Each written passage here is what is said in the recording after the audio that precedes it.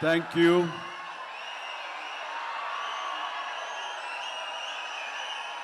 దూర ప్రాంతాల నుంచి,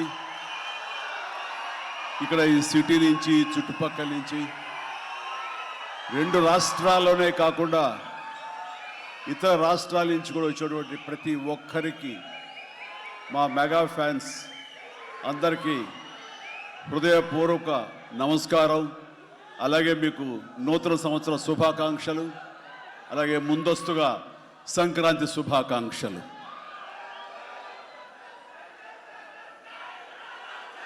ఇక్కడ నా మిత్రుడు, సోదర సమానుడు, అత్యంత ఆప్తుడు వెంకీ, ఆయనతో చేయటం అన్నది నాకు చాలా ఎగ్జైటింగ్ ఉంది. దాని గురించి తర్వాత మాట్లాడతాను. ముందుగా ఏంది వెంకీ సంగతి అంటే అదిరిపోద్ది సంక్రాంతి అని. ఏంది బాసు సంగతి అంటే మనదే కదా సంక్రాంతి అని, ఎరగదిద్దాం సంక్రాంతి అని అంటాం. ఇక్కడ ఈ సందర్భంగా ప్రత్యేకించి మనదే కదా సంక్రాంతి, ఎరగదిద్దాం సంక్రాంతి అనేది కేవలం మన శంకర వరప్రసాద్ గారిదే కాదు.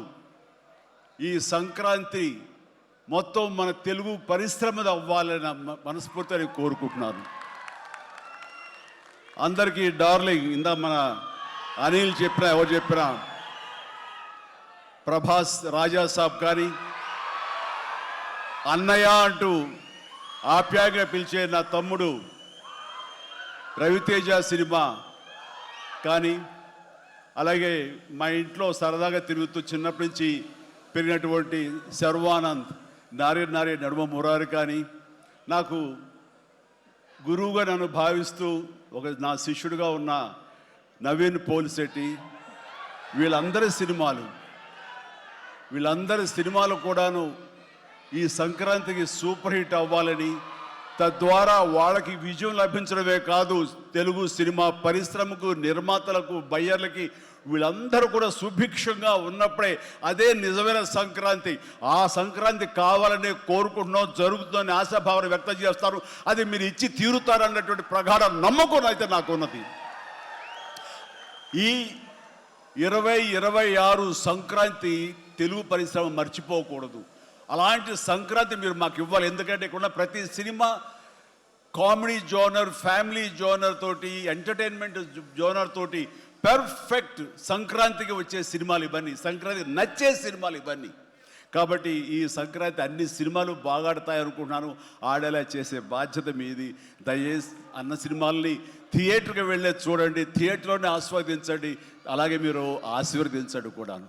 ఆల్ రైట్, ఇక అది ఆ పక్కన పెడితే, చాలా కాలం క్రితం మా దర్శకేంద్రుడు రాఘవేంద్ర గారు ఎప్పుడో మాట్లాడుతుండేవారు, బాబాయ్ నీకు అనిల్ రావుపూడి సినిమాలు ఎన్ని చూసావో తెలియదు కానీ అతని కామెడీ టైమింగ్ కానివ్వండి, అతను హుషారు కానివ్వండి, చూస్తుంటే నాకు మళ్ళీ మీతోటి అతను చేయగలిగితే ఆ ఇద్దరి కాంబినేషన్లో వచ్చేటటువంటి సినిమా అసలు వేరే లెవెల్లో ఉంటుంది. ఐ విష్ మీరు త్వరగా చేయాలని, కలవాలని నేను కోరుకుంటున్నాను. అది ఎప్పుడు వస్తుందో ఏంటో తెలియదు. ఎన్నో సంవత్సరాల క్రితం అన్నారు, కానీ సరిగ్గా ఈ సంవత్సరం బిగినింగ్లోనే ఆయన చేతుల మీదుగానే క్లాప్ కొట్టి ఈ సినిమా ప్రారంభించారు. అది ఆయన మనసులో మాట, ఇది పెద్ద సూపర్ హిట్ అవ్వాలి అని చెప్పేసి. ఎందుకంటే ఆయన కామెడీ లైక్ చేస్తారు. ఆయన సినిమాల్లో ఘరానా మొగుడు ఎంత విజయం సాధించిందో అలాంటి విజయం సాధించాలి ఈ సినిమా అంటూ ఆయన ఎన్నోసార్లు నాతో చెప్పుకుంటూ వచ్చారు. ఎన్నోసార్లు సెట్కి రావాలని పిలవేయడం కూడా మరి మీరు అడిగారు, మనమే పిలవలేదు. ఆయన ఎవరైనా హీరోయిన్లు ఉన్నప్పుడు మాత్రమే వస్తాను, ఏదైనా హుషారుగా వస్తుంది అంటుంటారు ఆయన. అది కుదరలేదు ఎందుకో. బట్ ఏమైనా సరే ఈ సినిమా కథ కుదిరింది అని సంక్రాంతికి వస్తున్నాం తర్వాత అనిల్ రావుపూడి నా దగ్గరకు వచ్చి కథాంశం చెప్పినప్పుడు చాలా బాగుంది, ఫ్యామిలీ టచ్ ఉంది, సెంటిమెంట్ ఉంది, చిన్నపిల్లలతో నాకు అటాచ్మెంట్ ఉంది, చాలా హృదయంగా ఉంది, హార్ట్ టచింగ్ సీన్స్ ఉన్నాయి. ఇలాంటి సినిమాకి ఆ కామెడీ జోనర్ సినిమా కలిస్తే కనుక నీ స్టైల్లో చాలా బాగుంటుంది. నాది ఒక ఎస్పీజీ క్యారెక్టర్ కాబట్టి ఇది నేను కొంచెం వైవిధ్యంగా డిఫరెంట్గా చేస్తే కనుక డెఫినెట్లీ బాగుంటుంది. డిజైన్ చేద్దామంటే అస్సలు వైవిధ్యం వద్దండి. మీరు ఏ సినిమాలు అయితే గతంలో చేశారో ఏ దొంగ మొగుడు, ఘరణ మొగుడు, రౌడీ అల్లుడు, అన్నయ్య, ఇలాంటి సినిమాలు ఏవైతే ఉన్నాయో, ఇది చంటబ్బాయి, నాకు అలా ఉంటే చాలు. ఎందుకంటే అలాంటివి అప్పట్లో జనం చూశారు. వాళ్ళందరూ ఇప్పుడు చాలా పెద్దవాళ్ళు అయిపోయారు. వాళ్ళకి అది గత స్మృతులు, చాలా తీపి జ్ఞాపకాలు. ఇప్పుడున్న జనరేషన్ మీరు అవి ఎలా చేస్తారో కూడా వాళ్ళకి వాళ్ళకి ఏమీ తెలియకపోవచ్చు. కానీ అది ఇది తెలిసిన మధ్యలో పుట్టి మాలాంటి వాళ్ళం అది మళ్ళీ ఈ జనరేషన్ గుర్తు చేసి మీరంటే ఏమిటో తెలియచెప్పాలన్న నా ప్రయత్నానికి మీరు చెయ్యాలి. ఆ విధంగా నేను అన్నందుకు ఐ థింక్ ఓకే. ఇంకా అలా చేయటం వాళ్ళే కనుక అది నాకు కేక్ ఒకటే మీతో అలా చూడాలి నా కోరిక. అంటూ ఎప్పుడెప్పుడు సినిమాల్లో ఏమేమి సీన్స్ ఉన్నాయో అవన్నీ కూడా పొందుపరిచి ఒక క్యాప్సూల్లా చేసి ఆయన దాన్ని ఫోన్లో పెట్టుకునేవారు. ఏదైనా ఒక సీన్ ఉంటే కనుక ఈ సీన్ని ఈ సినిమాలో ఉన్న ఈ కామెడీ టైమింగ్తో దీన్ని కన్సీవ్ చేశాను, అలా మీరు చేయాలని. అండ్ ఈ సీను ఈ సినిమాలో ఫలానా సినిమాలో ఘరణముఖులాగా ఇలాగా వైఫ్ తోటి మీరు కన్సీవ్ చేసి అలా చేయాలంటూ చాలా చక్కటి హోంవర్క్ చేసుకుని నా బాడీకి నాకు ఏది కంఫర్టబుల్లో ఆ విధంగా తను ఆ సీన్స్ని కన్సీవ్ చేసుకుంటూ చాలా చాలా సరదాగా చేసుకుంటూ వచ్చాం. ఈ సినిమాలో నవీన్ మన అనిల్తో చేయటం అనేది నాకు ఒక చక్కటి ఎక్స్పీరియన్స్. అంటే ఈ ఎక్స్పీరియన్స్ ఎలాంటిది అంటే సినిమా షూటింగ్ అయిపోయిన ఆఖరి రోజున చాలా ఎమోషనల్గా ఫీల్ అయ్యాను నేను. ఎందుకంటే ఏదైనా ఒక సినిమా అయ్యిందంటే అబ్బా చాలరా అయిపోయింది, ఇంక చాలు, గుమ్మడిగా కొట్టేస్తారు, ఇంక మనం వేరే సినిమా షిఫ్ట్ అయిపోవచ్చు అన్న ఆ మూడ్లో ఉంటాం. కానీ సినిమా అయ్యే రోజున ఆఖరి రోజు అయితే కనుక నేను ఈ కాలేజీ వదిలేసి వెళ్ళిపోయి ఆఖరికి చూడండి ఫేర్వెల్ పార్టీ అప్పుడు అందరూ ఒకళ్ళొకరు ఎమోషనల్గా ఉంటారు. వేరే మళ్ళీ ఎప్పుడు కలుస్తారో ఎలా కలుస్తారో తెలియని పరిస్థితి. అలాంటి ఎమోషన్ ఎందుకో లోనయ్యాను. అది నాకు ఎప్పుడు అంతకుముందు అనుభవంలో రాలేదు, ఎప్పుడు లేదు నాకు. అలాంటి ఫీలింగ్ వచ్చింది. అనిల్ ఏంటంటావు అనిల్ అని. ఏమో సార్ నాకు అదే ఫీలింగ్ ఉందండి అని. ప్రతిరోజు ఒక ఎక్స్కర్షన్కి వెళ్ళినట్టు, ప్రతిరోజు ఒక పిక్నిక్ వెళ్ళినట్లుగా సరదాగా జరుగుతూ మార్నింగ్ 9 నుంచి 8 నుంచి ఈవినింగ్ 7:30, 8 వరకు కూడా ఎంత చక్కగా సరదాగా జరిగిందంటే నాకు ఎప్పుడు ఇంత బాగా జరిగిందంటే మరీ పూర్వం ఆ రోజుల్లో అది గుర్తుకొచ్చింది. కానీ ఈ మధ్యకాలంలో ఇంత సరదాగా ఎంత హుషారుగా జరిగిన సినిమాలు అయితే నాకు ఇది చేయలేదు.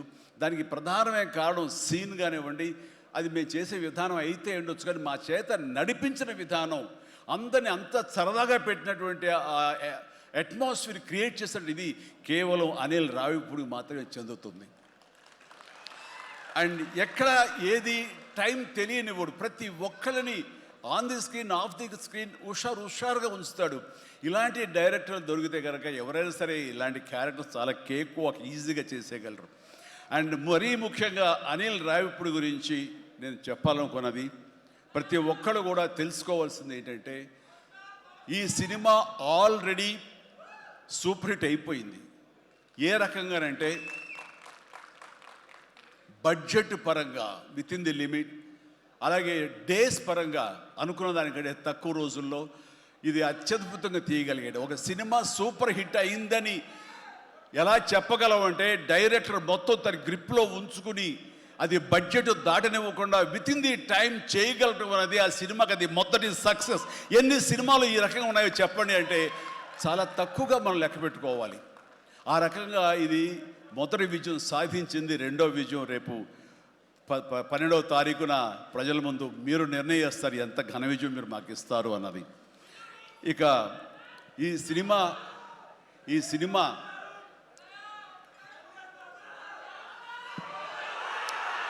ఓకే, ఇక ఈ సినిమాలో నేను నెక్స్ట్ చెప్పుకోదగిన వ్యక్తి వెంకటేష్, నా బ్రదర్. ఎప్పుడు కలుసుకున్నా సరే చాలా సరదాగా మాట్లాడుకుంటాం. ముఖ్యంగా ఇప్పుడు మీ ముందు తమాషాగా కామెడీగా హుషారుగా మాట్లాడినా సరే అతనితో 1-to-1 కూర్చుంటే చాలా ఫిలసాఫికల్గా ఇన్ డెప్త్, ఇంతటి డెప్త్ వ్యక్తి వెంకటేష్. అందుకైనా ప్రతి ఒక్కరు ఎంత పాజిటివ్ మనిషి, పాజిటివ్ వైబ్స్ ఉంటాయి ఆ మనిషి చుట్టూరు అంటుంటారు. నిజంగా అతనితో టైం తెలియదు మనకి. ఎంతో తన ఏజ్కి మించినటువంటి విషయాలు తెలియజేస్తూ జీవితం యొక్క పరమావధి ఏంటి, జీవితం ఎలా ఉండాలి, ఎంత పీస్ఫుల్గా ఉండాలని చెబుతుంటే కనుక నాకు మోడర్న్ డ్రెస్ వేసుకున్న చిన్న సైజు గురువులాగా అనిపిస్తుంటాడు వెంకటేష్. నిజం. సో అలాగా సినిమా జీవితాన్ని తన వ్యక్తిగత జీవితాన్ని రెండు బ్యాలెన్స్ చేసుకుంటూ చాలా చక్కగా ముందుకు సాగుతూ ఎంతో ఇన్స్పైర్గా ఉంటుంది వెంకటేష్. ఇక ఈ సినిమాకి వచ్చేసరికి ఎలా కుదిరింది, ఇందాక అనిల్ రావు ఇప్పుడు చెప్పాడు, ఆ హింట్ ఇచ్చింది మీ ఇద్దరం కలిపి చేసేలాగా ఏదైనా ఒక ఎపిసోడ్ క్రియేట్ చేసి అక్కడ వినియోగించుకుందాం, మా ఇద్దరు కాంబినేషన్ సినిమాకు ఉపయోగపడే విధంగా సినిమాలో అంతర్భాగంగా ఉండేలాగా అన్నందుకు అని చెప్పిన విషయం. ఎలాగా ఇదేంటంటే ఒక ఐదేళ్ల క్రితం అనుకుంటా మీ ఇద్దరు అమెరికా వెళ్ళాం, లాస్ ఏంజల్స్ వెళ్ళినప్పుడు అక్కడ మిత్రుడి ఇంట్లో కూర్చున్నప్పుడు అంత ఎదురు బెదురు కూర్చొని పిచ్చాపాటి మాట్లాడుకుంటుండగా వాళ్ళు ఎవరు అబ్బా మీ ఇద్దరు చూస్తుంటే చాలా బాగుందండి, ఒక స్టిల్ తీసుకుంటామంటూ వాళ్ళు స్టిల్ తీయబోతుంటే ఆగండి తీయదు చిరంజీవి కూర్చుంటారు, నేను నిలబడతాను అని చెప్పేసాడు. అదేంటి వెంకీ అలా కాదు, నేను నిలబడతాను అన్నాను. లేదు ఇది నా మైండ్ లోపల ఎప్పటి నుంచో మీరు అట్లా బాస్లో కూర్చుంటే కనుక కాలు మీద కాలు వేసుకుని నేను వెనకాల నిలబడి ఉంటాను. ఇది ఒక మంచి స్టోరీకి స్టిల్ లీడ్ అవ్వాలి అంటే మన హాలీవుడ్ గాడ్ ఫాదర్ చూసారా, మెర్లిన్ బ్రాండో అండ్ ఆల్ పచినో అలాంటి క్యారెక్టరైజేషన్స్. వెంకీ నువ్వు వెళ్ళి వాడు నరుకురా అంటే నువ్వు వెళ్ళి మ్యాస్గా నరికి వచ్చేస్తారు. అంటే తనకి ఎప్పటి నుంచి ఉందో అలాంటి జోనర్ సినిమా చేయాలి, మా ఇద్దరు కాంబినేషన్ చేయాలన్న కోరిక ఉందో ఆయన వ్యక్తపరిచేసరికి నేను చాలా ముచ్చటపడిపోయాను. అదేవిధంగా స్టిల్స్ కూడా మేము దిగాము, అది ఎవరు లీక్ చేస్తారో నేనైతే లీక్ చేయలేదు, అది బయటకు వెళ్ళిపోయింది ఆ స్టిల్స్. అండ్ అలాగా అది నా మైండ్లో పడేసరికి అప్పటి నుంచి ఈ అవకాశం ఈ సినిమాలో వస్తుంది. ఆల్రెడీ వెంకీతోటి తన మంచి సినిమా ఇచ్చాడు అనిల్ రావుపూడి, తను మాత్రమే ఇద్దరిని జస్టిఫై చేయగలడు, ఇద్దరికి న్యాయం చేయగలడు అనే ఉద్దేశంతో నేను తనకి హింట్ ఇచ్చినందుకు దాన్ని అత్యద్భుతంగా డిజైన్ చేశాడు.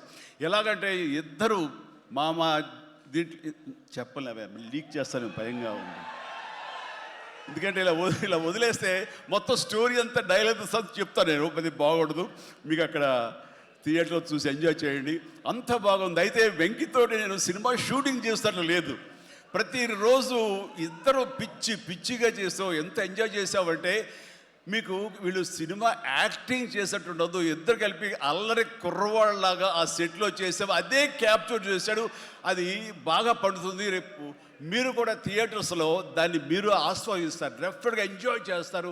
అండ్ డెఫినెట్లీ లాస్ట్ ఫేజ్ వచ్చేసరికి సినిమా ఎక్కడికో లేచిపోతుందంటలో ఎలాంటి సందేహం లేదు. అండ్ ఆ రకంగా ఈ సినిమాకి తన వంతు పార్ట్గా, తన వంతు బాధ్యతగా తను ఒప్పుకున్నందుకు, మేము అడిగినందుకు తను ఒప్పుకున్నందుకు, ఈ సినిమాకి పూర్తి స్థాయి న్యాయం చేసి ఈ సినిమా మరో లెవెల్కి చేరుకోవడానికి దోహదపడిన వెంకటేష్కి మనస్ఫూర్తిగా సభాముఖంగా నా ధన్యవాదాలు చెప్తాను. ఏంది వెంకీ అంత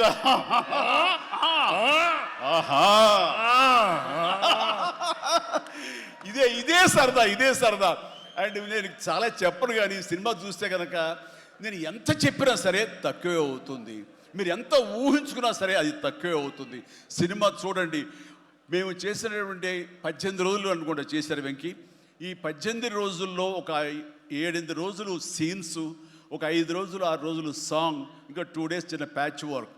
ఈ రోజుల్లో ప్రతిదీ ఎంత అంటే ఇక ఎంజాయ్ చేశాను, ఇది షూటింగ్ చేసినట్టు అనిపించట్లేదు. ప్రతి సినిమా ఇలాగే ఉంటే ఎంత బాగుంటుందా అని అనిపిస్తుంది నాకు. అందుకని మనస్ఫూర్తిగా సభాముఖంగా అందరి సమక్షంలో వెంకటేష్కి ఇది మన ఇద్దరి మధ్య ధన్యవాదాలు తెలియజేస్తూ, ఇది మచ్చు తురక. ఇందాక అనిల్ రావిపూడి అడిగినట్లుగా ఈ కాంబినేషన్ ఫుల్ ఫ్లెడ్జ్డ్గా ఎప్పుడు దొరుకుతుందంటే వెంకీ నేను రెడీ. అండ్ అనిల్ రావిపూడి ఎవరో ఎందుకు, ఈ అవకాశం నువ్వే తీసుకుని ఖచ్చితంగా నువ్వు స్టోరీ రాసుకో. మీ ఇద్దరం ఇదే ప్రాణం పెట్టి, ఇదే హుషారు పెట్టి, ఇదే గిలిగిద్దలతో మీకు సినిమా చేసి పెడతాం. కానివ్వండి, ఎప్పుడు వస్తుందో తెలియదు. తర్వాత అలాగే నయనతార ఈ సినిమాలో ఏం చేశాడో, ఎలా ఒప్పించాడో కానీ మన అనిల్ రావిపూడి. అంతకుముందు 2 సినిమాలు చేశాను, తెలుగు గాడ్ ఫాదర్ కానివ్వండి, లేకపోతే సైరా కానివ్వండి. ఆ సినిమాలో తను చాలా గుమ్మరంగా ఉంటుంది, తన పని చేసుకుంటుంది, డిగ్నిఫైడ్గా ఉంటుంది, వెళుతుంది. కానీ మళ్ళీ అసలు ఈ సినిమాలో అయితే ఎంత సరదాగా కలిసిపోయిందో, ఓ ఫ్యామిలీ గర్ల్ లాగా మాతో కలిసిపోయి, మా కుటుంబ సభ్యురాల్లాగా తను ఉండి ఎంత సరదాగా చేస్తుందో. నేను అన్నాను, ఏంటి అనిల్ ఏం చేసిందో, ఏం మాట్లాడావు, ఏం కన్విన్స్ చేసావు, తను ఇవన్నీ ఒప్పుకోవడం ఏంటి, ప్రమోస్కు రావడం ఏంటి, అడగగానే తను చాలా రెచ్చిపోయి అసలు నయనతార నుంచి కొత్త నయనతారలా కనబడి చేసావు, ఏం చేసావంటే అడగండి సార్ కొనుక్కొని అంతే. అంటే నా ఉద్దేశం అటు ఇటు తిరిగేదిరా. ఏం చేశాడో తెలియదు కానీ డెఫినెట్లీ ఆ అమ్మాయి అంత ఇష్టపడుతుంది. అండ్ నయనతారని అంత ఇదిగా గుడ్ హ్యూమర్లో పెడతాడు, సరదా కబుర్లు చెప్తాడు. అండ్ తను పని చేసుకుని సీరియస్గా ఉండే మనిషి కాదు కాబట్టి వాళ్ళు కూడా అంత ఇదిగా లైక్ చేస్తారు. కాబట్టి తను ఏది అడిగినా వెంటనే ఎలాంటి ఇన్హిబిషన్ లేకుండా వాళ్ళు ఒప్పుకుంటారు. అదే జరిగింది, అంత గుడ్ హ్యూమర్లో పెట్టాడు కాబట్టి ఈ సినిమాకి ఆ అమ్మాయి యాడెడ్ అట్రాక్షన్ అయ్యింది. నయనతార ఇందులో కనిపించిన తీరు కానీ తను చేసిన విధానం కానీ ఆ సోఫిస్టికేషన్ యాక్టింగ్ కానీ భారీగా తను నటించి మెప్పించింది కానీ వావ్ బాగుంది. అంటే ఆ అమ్మాయే లేకపోయి ఉంటే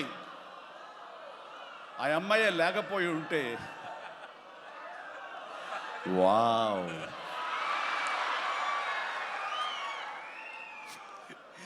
ఇది కూడా క్యాప్చర్ చేస్తాడు. ఈ వావ్ ఎక్కడొస్తో మీ సినిమా చూస్తే తెలుస్తుంది. లీక్ చేసేసాను. All right. సో ఆ అమ్మాయి నయనతారతోటి అంత బాగా చేయించాడు. మీ పక్కన మీకు ఎదురు నిలబడి మిమ్మల్ని ఎదుర్కొని ఎవరైనా ఒకళ్ళు నిలబడాలంటే ఎంత అనుకుంటున్నా, ఎంత ఫ్రెష్గా ఉండాలనుకుంటున్నా, వేరే వాళ్ళు ఉండాలనుకుంటున్నా అసలు నాకు తొయ్యట్లేదు, నాకు తట్టట్లేదు, కన్విన్స్ కాలేకపోతాను. ఖచ్చితంగా నయనతార ఉండి తీరాల్సిందేనండి, ఎంతైనా సరే ఎలాగైనా సరే అన్నాడు. ఆ అమ్మాయిని తీసుకొచ్చారు, ఒప్పించారు. ఆ అమ్మాయి కూడా అంతా కోఆపరేట్ చేసింది. అండ్ నయనతార ఇవాళ రాలేని పరిస్థితిలో ఉంది కాబట్టి thank you Nayanthara, thank you so much.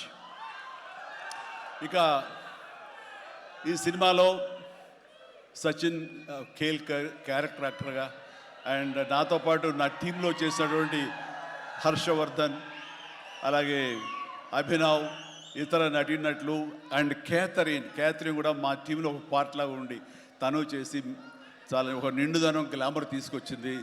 ఆ అమ్మాయి కూడా అందరికీ ప్రతి ఒక్కరికి నా ముందస్తు శుభాకాంక్షలు తెలియజేస్తాను, అభినందనలు. ఇక ఈ సినిమాలో ప్రత్యేకంగా నేను చెప్పాల్సిన టెక్నీషియన్స్గా వస్తే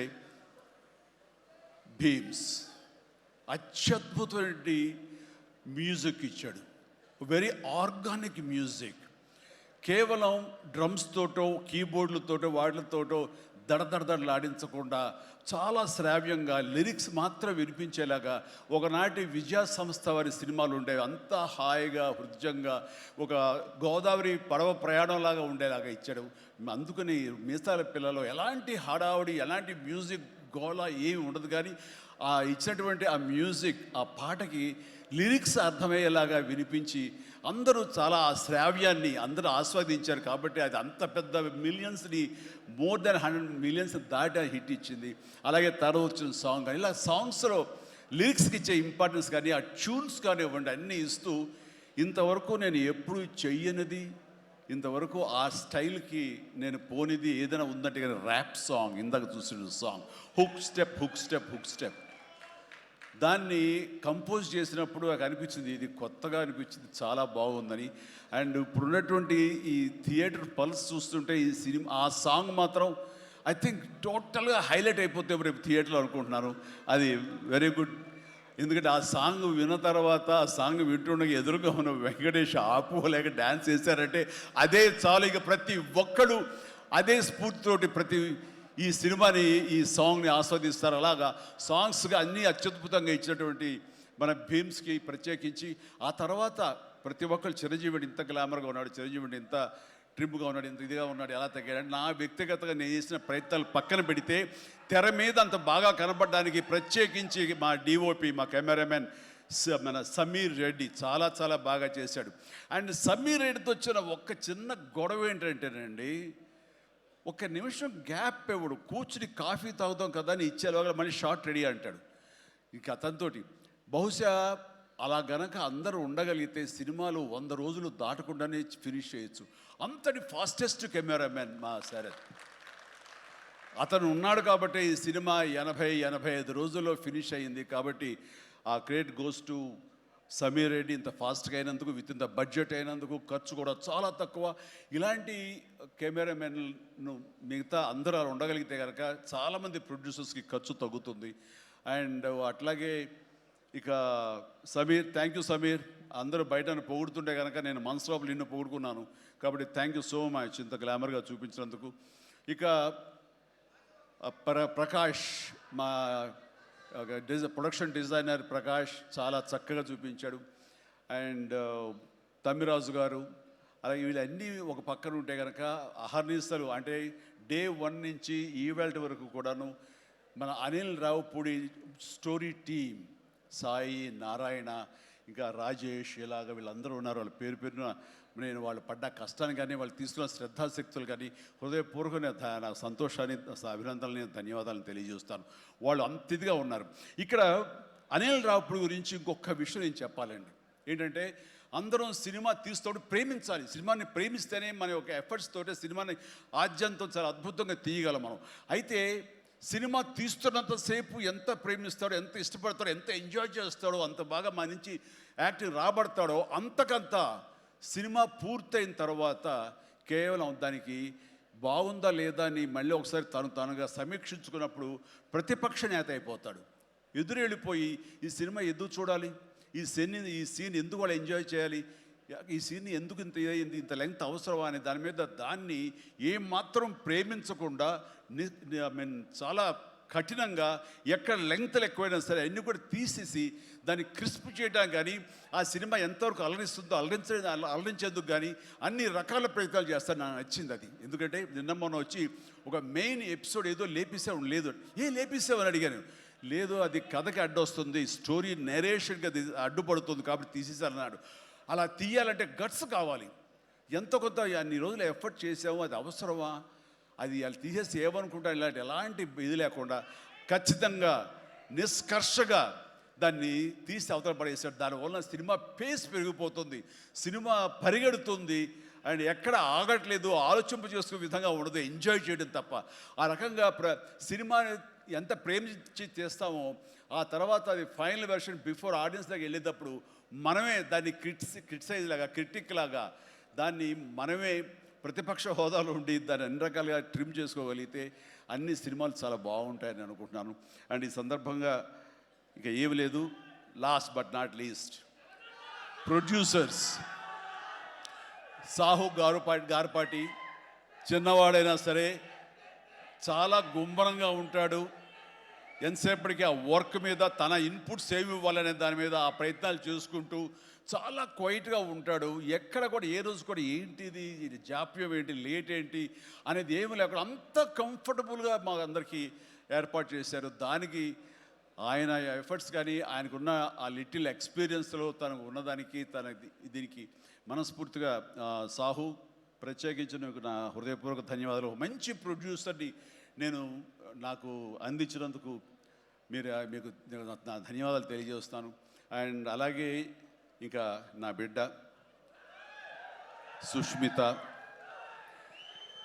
తను ఈ సినిమా నేను చెయ్యాలి, ఈ పరిశ్రమ రావాలి అనుకున్నప్పుడు ఈ పరిశ్రమ ఖచ్చితంగా ఆదరిస్తుంది అని అనుకున్నప్పుడు ఒకటి మీరు కష్టపడి పనిచేస్తే కనుక ఇక్కడ రిజల్ట్ బాగుంటుంది, ఇక్కడ ఖచ్చితంగా మీకు ఆదరణ లభిస్తుంది, మీరు సక్సెస్ అవుతారని చెప్పినప్పుడు కష్టం అనేది నేను చిన్నప్పుడు ఇంట్లో చూశాను. అలాంటి నేను కష్టపడడానికి ఏమాత్రం నెరవను, ఏమాత్రం బెదరను, ఖచ్చితంగా చేస్తానంటూ ఈ సినిమా తనతోటి చెయ్యమ్మా, ఇద్దరు కలిపి చాలా మంచి కాంబినేషన్ అవుతుంది అనుకున్నప్పుడు ఆ సాహు గారు పడి తను బెస్ట్ కాంబినేషన్లో ఈ సినిమాని చేసి ఈ సినిమాలో ఒకసారి అయ్యో ఎందుకు ఇంత కష్టపడుతుంది, ఇంత కష్టం అవసరమా నాకు అనిపిస్తుంది తండ్రిగా. కానీ ఒక బిడ్డగా కేవలం ప్రొడ్యూసర్గా నేను మా నాన్నని, మా హీరోని నేను ఇంప్రెస్ చేయాలి, ఆయన ద బెస్ట్ నేను ఇవ్వాలి ఈ సినిమా అంటూ తను కూడా ఈ సినిమాలో ఒక మామూలు టెక్నీషియన్ లాగా, మామూలు ప్రొడ్యూసర్ లాగా తనంత కష్టపడి చేసింది.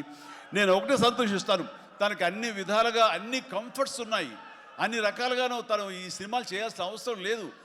తన ఫ్యామిలీని చూసుకుంటుంటే కనుక గడిచిపోతుంది ఈ జీవితం అంతా. కానీ అలా కాదు, నేనేదో సాధించాలి, నువ్వు సాధించి చూపించావు, లైఫ్లో ఎంతోమంది మార్గదర్శకంగా ఉన్నావు, అలాంటి నిన్ను ఆదర్శంగా తీసుకుని మేము ప్రూవ్ చేయాలి అనే దాంట్లో ఉంది. అండ్ అలా చేస్తూ ఈ రోజున ఈ సినిమా డెఫినెట్లీ హిట్ అవుతుంది. ఇలాంటి గర్వకారణమైన సినిమాని తండ్రిగా నాకు గిఫ్ట్ ఇచ్చినట్టుగా తను భావిస్తుంది, ఆ సంతోషం తను పొందుతున్నానని తెలుసు. అండ్ అలాగే కాకుండా ఈ రోజున ఈ పరిశ్రమలో నాకు చేదోడు వాదోడుగా ఉంటూ, నాకు భుజం కాస్తూ, అన్ని రకాలుగా నాకు అండదండలు అందిస్తూ, నాకు మరో బిడ్డ అనిపిస్తూ అండ్ ఇంటికి పెద్దదైనందుకు ఆ పెద్దరికాన్ని తను సొంతం చేసుకుంటూ నాకు అన్ని విధాలుగా చేదోడు వాదోడుగా ఉంది. అది థ్యాంక్ యూ పాప. అందరి ముందు ఇటు పక్కన అమ్మా, ఇటు పక్కన ఉంది. ఇది రామ్ చరణ్తో పాటు నాకు మరొక బిడ్డ. అలాగే మా చిన్న పాప కూడా అక్కడ టీవీ చూస్తుంటేమో. థ్యాంక్ యూ నాన్న. ప్లీజ్ ఇదే రకంగా ఉండండి, ఇదే కష్టాన్ని నమ్ముకోండి. ఖచ్చితంగా భగవంతుడు మీకు ఆశీస్సులు అందజేసి ఇలాంటి విజన్ ఇస్తాడు. అండ్ మేము ఎంత ఇచ్చామన్నది కాదు పాప, మీరు ఎంత సాధించుకున్నారనేది నాకు మరింత గర్వంగా అనిపిస్తుంది. నువ్వు ఆ దిశగా వెళ్తావు. All the very best. ఆ తర్వాత ఇక చాలా దూరం వచ్చారు, మీరు అందరూ కూడా చాలా జాగ్రత్తగా వెళ్ళండి.